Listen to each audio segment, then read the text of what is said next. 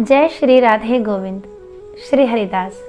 आज का यह वीडियो हमारी किशोरी जी के भक्तों का है।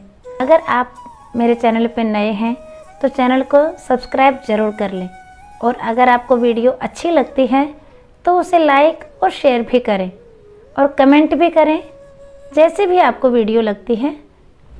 और कुछ नहीं तो कम से कम राधे राधे तो ज़रूर लिख दें। तो अब हम अपनी कथा शुरू करते हैं। बहुत समय पहले की बात है, एक संत थे जो वृंदावन में रहा करते थे। श्रीमद् भागवत महापुराण में उनकी बड़ी निष्ठा थी। उनका नियम था कि वह हर रोज़ एक अध्याय का पाठ करते और राधा रानी जी को अर्पण करते। वो संत कहीं आते जाते भी नहीं थे। लोग भक्ति भाव में उनको कुछ ना कुछ खाने पीने का उनकी कुटिया पर ही दे जाते थे। वो संत भी अपनी कुटिया में बैठे बैठे या तो राधा रानी का नाम जपा करते या फिर श्रीमद् भागवत का पाठ करते रहते। ऐसा करते करते उन्हें सालों बीत गए, पर एक दिन भी ऐसा नहीं था जब उन्होंने राधा रानी को भागवत का अध्याय नहीं सुनाया। अब उनकी कुछ उम्र भी हो चली थी। एक दिन जब वो भागवत का पाठ कर रहे थे तो उन्हें अक्षर बहुत धुंधले दिखाई दे रहे थे। थोड़ी देर बाद तो दिखना और भी कम हो गया। अब उनकी आंखों में आंसू आ गए। उनके ये आंसू इसलिए नहीं थे कि आंखें जा रही थी, बल्कि इसलिए थे कि अब पाठ कैसे करेंगे।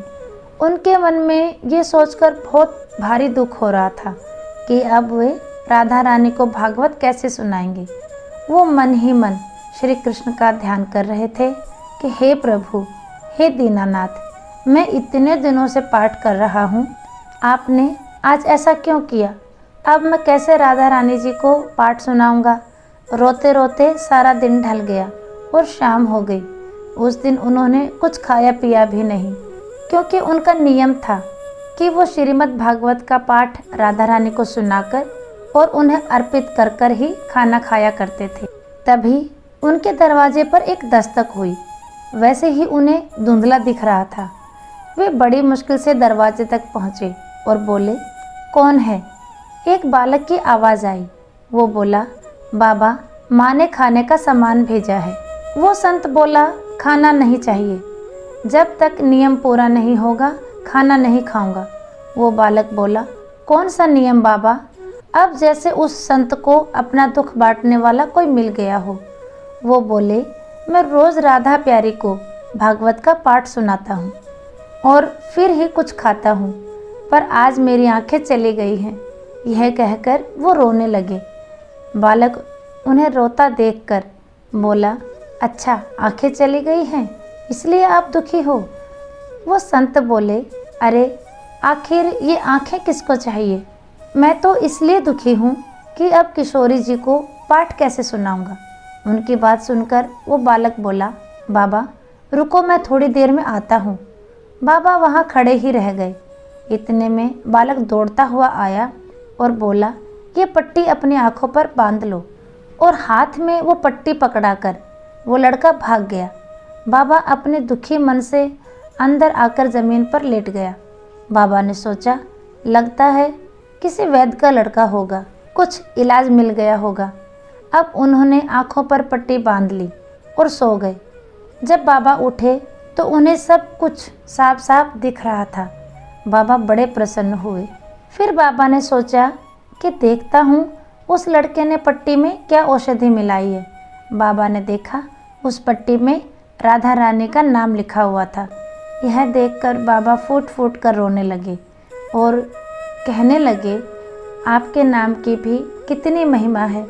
बाबा बोले, मुझसे श्लोक सुनने में आपको कितना आनंद आता है। बाबा बहुत खुश थे।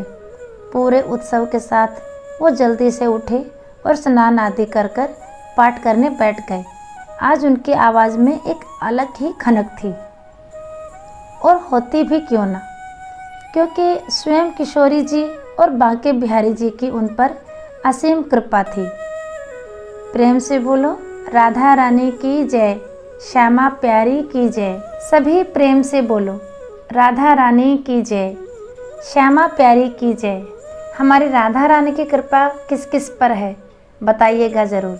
और अगर आपको यह वीडियो अच्छा लगा है तो इसे लाइक, शेयर और चैनल को सब्सक्राइब जरूर कर लीजिए। फिर मिलेंगे अगले वीडियो में, तब तक के लिए प्रेम भरी राधे राधे।